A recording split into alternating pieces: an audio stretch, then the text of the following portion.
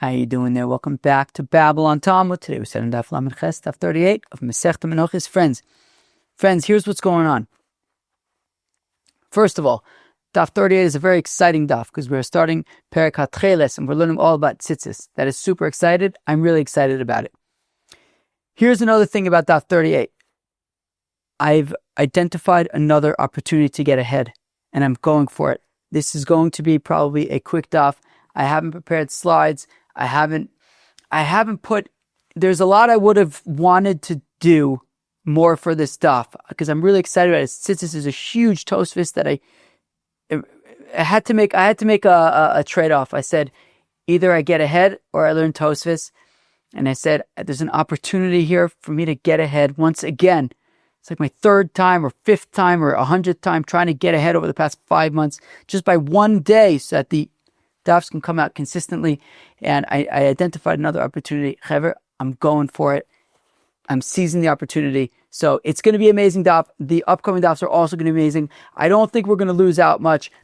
There's a reason why I think I can get ahead because I think that anything we're going to do here shouldn't negatively everything's going to be great. Everything's going to be great. And I think we could also get ahead by a day, which will also be better to make sure that everything can come out on time again, as I thought I had done 2 weeks ago until I slammed a brick wall. Hopefully there's no brick walls tomorrow. Here we go. Tcheles, says the Mishnah at the beginning of Perek Tcheles that the Tcheles is not ma'akev the Lavan, Lavan in ma'akeves is the Tcheles, and the Lavan is not ma'akev the Tcheles. What does that mean? Taka, it's very interesting what it means. So Rashi and Tosfos. So Rashi says what it means is that so on tzitzis, and I'm sure we're going to have plenty of diagrams and we're going to be able to spend plenty of time going through this in the coming days. Tzitzis, basically in the corner of tzitzis, the four-cornered garment, you have 8 strings. What are these 8 strings? These 8 strings are really 4 strings that you put through a hole and fold it over and they all hang down and basically it's 4 divided. You take the 4 strings and fold them over and now you get 8 of them. Okay, so Rashi says that of the 4 strings, 2 of them are white, lavon, or white, and 2 of them are tcheles, kind of blue. I'll call them blue. So 2 of them are white, and 2 of them are blue, and when you fold them over, when you fold them in half, 4 of them are white, and 4 of them are blue. So 2 are white, 2 are blue, and they're folded over, 4 are white, 4 are blue. Tosfos holds the whole thing, the same thing. Interestingly, I'll just point it out, when I was looking into this earlier, I found a Rambam that I'd kind of known about for 25 years and a Ravid. Very, very interesting. So the Rambam actually says that actually only 1 of the 8 strings are Tcheles. How interesting is that? Basically, according to the Rambam, 3.5 of the strings are white and half of one of the strings is blue. I'm sure we're going to get into this again in the coming days. But so basically when you fold it over, 1 of the 8 are Tcheles and 7 of the 8 are Lavan. The Ravid disagrees with the Rambam and says 1 of the 4 strings, i.e. 2 of the 8 strings are blue and the other 3/4 of them are white, which is very interesting. Okay, so basically Rashi and Tosfos hold that, let's talk about 8 strings. So Rashi and Tosfos hold that 4 of the 8 strings are white. The Ravid holds that 6 of the 8 strings are white, and the Rambam holds 7 of the 8 strings are white, which is very interesting. We're going to be talking, I think, already tomorrow about tying the tzitzis, so I'm sure that this is going to come up again. But anyways, to get back to our context, so the Mishnah is saying, at least the way that we're understanding it for now, is that, okay, so going back to the 4 string scenario, so 2 of them are white, 2 of them are blue. So what if you don't have blue strings? What if all you have is white strings? Many people, I'd argue even most people, just have the white strings. They don't have tcheles. I don't have tcheles. So what if you don't have the tcheles? So the Mishnah says, "Hatcheles eina ma'akev v'salavan." Right? If you don't have blue strings, it's okay. Just wear white strings. Halavan eina ma'akev v'salavan. If you don't have white strings, okay, just wear blue strings. Nishkaferlich. Tefillah shel yad eina ma'akeves es shel rosh, v'shel rosh eina ma'akeves es shel yad. Also, very, very interesting. That if I think what this means is, I imagine the Gemara is going to get into it. If all you have is a shel yad tefillin, put that on. If all you have is a shel rosh tefillin, put that on. I think I saw in the Ram that he says it's separate mitzvahs, but I imagine hopefully the Gemara will get into this a little bit more. But super interesting that if all you have is a shel yad, put that on. If all you have is a shel rosh, put that on. You don't need both of the tefillins, both the shel yad and the shel rosh. In fact, the Gemara, let's say that the Mishnah is unlike the Shita of Rebbe. The Sani, because we're in a Brisa Risim also, and you will see the tzitzis melameche me'akvin ze es ze divrei Rebbe. Rebbe says that you need both the Tcheles and the lavan. There's no such thing as if you only have lavan, so just use that. No, you need the Tcheles, you need the lavan. Whereas the Chacham say they're not ma'akiv, and therefore, okay, you could say if all you have is lavan, have 4 strings of lavan. If all you have is Tcheles, have 4 strings of Tcheles.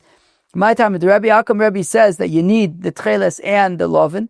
Tichsiv hakonof min konof. When the pasuk says akanfe v'gdei v'nosnu akanfe v'gdei mudar seichem v'nosnu al tzitzis hakonof. So and it says min konof, it has to be the same type as the konof of the garment. So assuming that we're talking about a white garment, so we're talking about white strings. So when it says akonof min konof, the same color as the konof, as the garment, psil tcheles. Then it says after that psil tcheles. And you will see it that you need both the min konof as well as the tcheles. You need the white, you need the blue in the tzitzis. Also, whereas the Chacham say, also, you will see it. Each one individually could be enough, whether it's only the white or whether only the blue. So let's say therefore our Mishnah is unlike Rebbe. Rebbe says you need the Tcheles and the lavan. Our Mishnah seems to be saying that if all you have is the lavan, so have 4 lavan strings, 4 that get divided into half that are then 8. But all 4 can be white. Excuse me, let me have some water. So our Mishnah says if all you have is white, so bring white. If all you have is blue, so then use blue. So therefore, our Mishnah must be unlike Rebbe. Amar Yehuda, Amar Rav, says Yehuda, Amar Rav, Afilu Tema. Rebbe, you can say that our Mishnah is even according to Rebbe. Rebbe, who says that you need the white and the blue, our Mishnah can be in line with that. Our Mishnah can also hold that you need the white and you need the blue. Lo nitzucha el lekadem and lahakdim. Rather, what the Mishnah is saying is not that you can get away with only white strings or only blue strings. No, you need white, you need blue. What the Mishnah is saying is that the white strings are supposed to be put in first, followed by the blue strings. It's a shtickle machlokes. What exactly this means? Let's assume that it means being put in the garment. I'm sure we'll have plenty, and today's not the day for pictures. We're going to have plenty of pictures, I'm sure, moving forward. But basically, you have a 4-cornered garment, and in the corner there's a hole that strings can be inserted into. Now, let's assume that what it means is that the white strings need to be inserted in first, followed by the blue strings, because it says hakonof, which we say is min konof, which is the white strings, psil tcheles, and then we're talking about the blue strings. So what we're saying is that really the white strings should go into the hole first, followed by the blue strings. What if you did it the other way around? It's not me'akev. It's nish gefährlich. The sign that we're learning in a Baraisa, mitzvah lahaktim lovon l'tcheles, that it's a mitzvah that the lovon, the white strings, should precede the tcheles. V'miktim tcheles l'lovon yotza. But if you preceded the tcheles strings and inserted them into the hole before the white strings, yotza, then you are yotze. El shechiser mitzvah, but you missed out on a mitzvah. My chiser mitzvah. What does it mean that you missed out on a mitzvah? Ilema chiser mitzvah the lovon. If what it means is that, well, if you do it out of order, if you first put in the Tcheles and then the Lavan, well, you missed out on the mitzvah of Lavan. You first put in the Tcheles, then you put in the Lavan, so you missed out on the mitzvah of the Lavan, but you did the mitzvah of Tcheles. But l'Rebbe Akuvi ma'akev adadi. But according to that can't be, because if we're saying this is according to Rebbe, so then we're saying this is according to Rebbe. Rebbe says you need both the Lavan and the Tcheles. You can't just say if you go out of order, you'll get the mitzvah of the Tcheles, but not the Lavan. You need both of them according to Rebbe. Amar Rav Yehuda Amar Rav shechiser mitzvah but also mitzvah. It means that he's missing out on a mitzvah lichatchila, but at the end of the day, he's going to be doing the mitzvah. My chiser mitzvah. What does it mean that he missed out lichatchila? To lo avad mitzvah min hamufcher. He didn't do mitzvah min hamufcher. Okay, meaning again, Rebbe is saying you need both the Tcheles and the Lavan. Our Mishnah is saying is that they're not ma'akev. What does it mean it's not ma'akev? It means that you should first put in the Tcheles and then the Lavan. If you did it out of order, if you first put in No, I said it backwards. The Our Mishnah says first you should put in the Lavan and then the Tcheles. Right?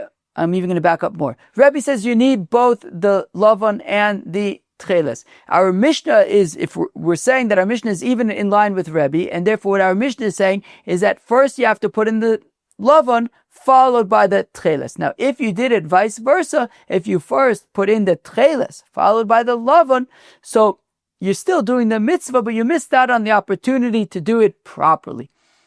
Right? You missed out on the opportunity to do it in order to first put in the Lavan and then the Tcheles. So you missed out on the mitzvah min hamufcher, but you are still Yotzei. Hatenach Lavan deinu ma'akev is a Tcheles. Okay, so we just explained half of the equation. That if you put in the Tcheles first, the fact that you didn't first put in the Lavan is not going to create any major problems. Tcheles deinu ma'akeves es halavan mai. What is the opposite though? To say that, meaning, what would the opposite be? Well, if you put in the Lavan first, the fact that you didn't first put in the Tcheles is not going to cause any problems. Obviously, it's not going to cause any problems. You're not supposed to put in the Tcheles first. You're supposed to put the Lavan, then the Tcheles. So, Kilu, I understand when we say that if you put the Tcheles in first, nish geferlich. But the opposite, that if you put in the Lavan first, nish geferlich, obviously it's nish geferlich. It's supposed to be that way. It's ideal that way. So what's the opposite scenario where the Tcheles is not ma'akev the Lavan?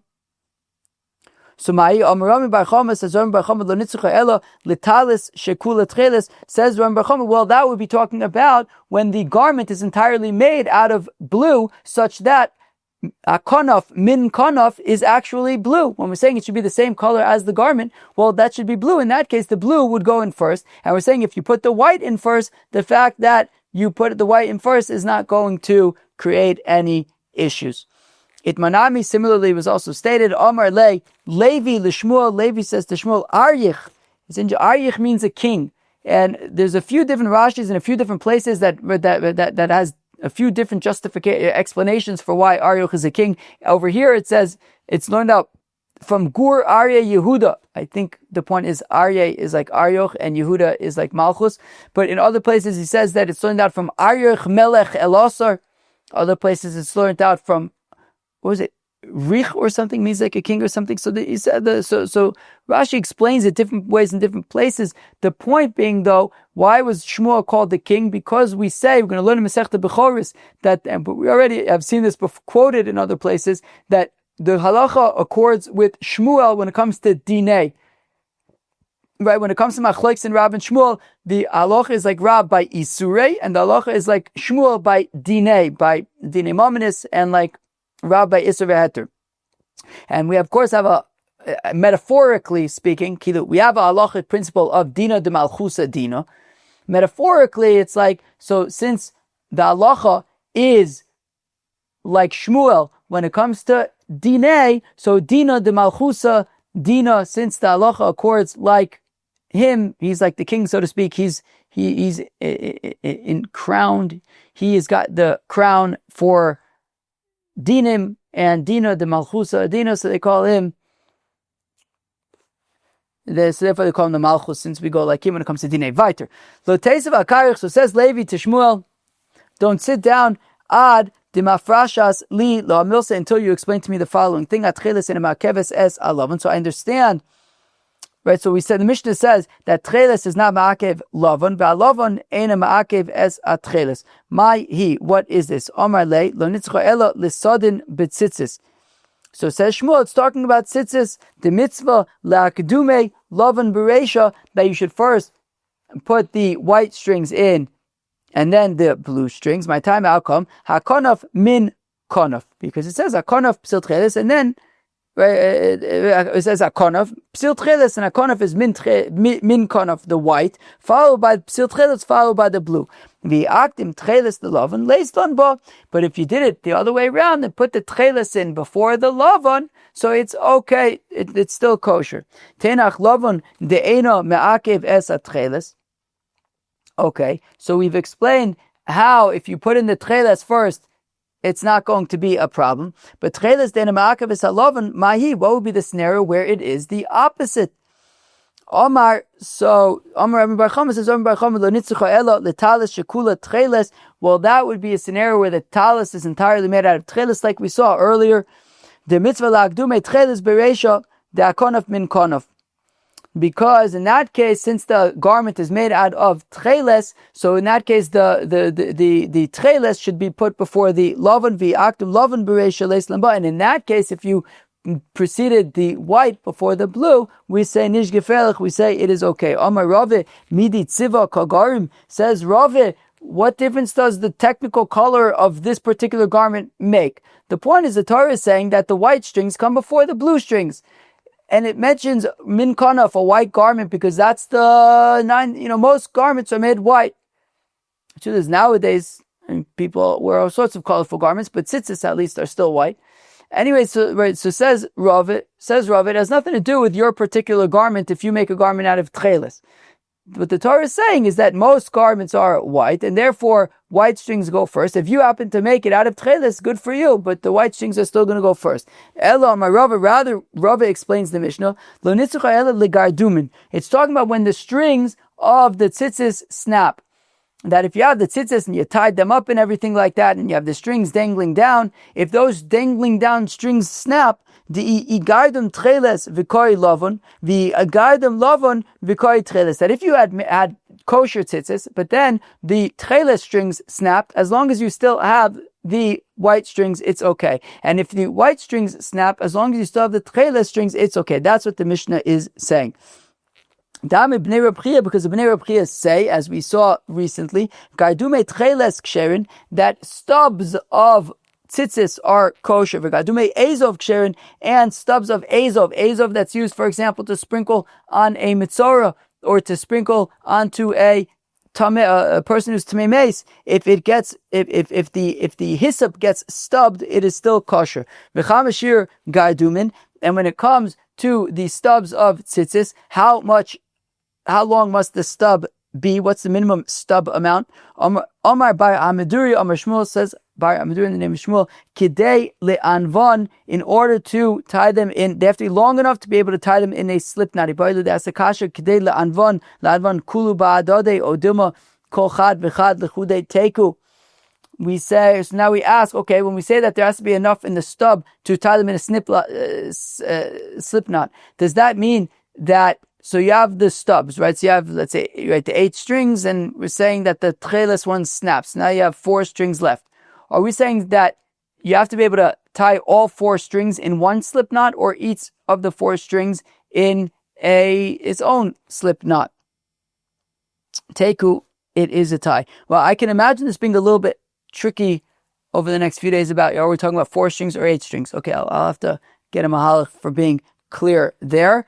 By Ravashi asks, Ilema delo mi anve, alime delo mi anve. What if you have thick strings that are unable to be put in a slip knot? Vi avu ktine, but at the same length, if they were thinner, mi anve, they would be able to be put in a slip knot. What is the halacha? Amale Ravacha bre derava. The Ravashi says, Ravacha bre derava to Ravashi, kol sheken de minkar matsusayu. Well, certainly that would be recognizable and good. Meaning, if you have strings out of this that are a particular length, that if they were thin, they would be kosher. Well, certainly now, if they're thicker and they're more recognizable, all the more so that they should be kosher. Okay, maybe you might not be able to tie them in a slip knot now, and if they were thinner, you would be able to tie them in a slip knot. But the fact of the matter is, they're the same length and more recognizable. Of course, they can be kosher. Friends, we're going to stop here.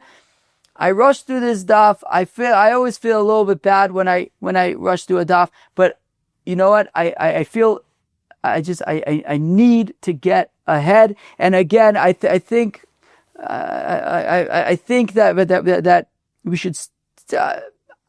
I intend that we should still at Babylon Talmud get every single drop of value out of this sugya still, and it's going to be, this is going to be great that we have the opportunity now to learn all about tzitzis, and we're going to learn all about tzitzis, and we're also going to Be'ezrat Hashem be getting the shiurim out on time. So thank you everybody. Chodesh Tov.